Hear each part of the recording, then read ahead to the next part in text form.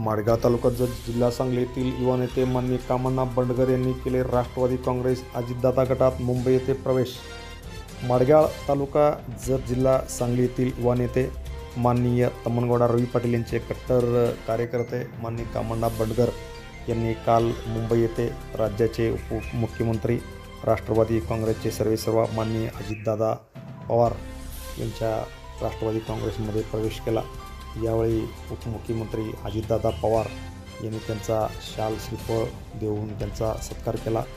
यावेळी जत तालुक्याचे माजी आमदार विलासराव जगताप, माजी सभापती तमनगौडा रवी पाटील, उमदी जिल्हा परिषद गटाचे नेते निवृत्ती शिंदे, पाणी संघर्ष समितीचे अध्यक्ष माननीय सुनील पोद्दार, रामचंद्र पाटील यांच्यासह अनेक मान्यवर यावेळी खास करून उपस्थित होते।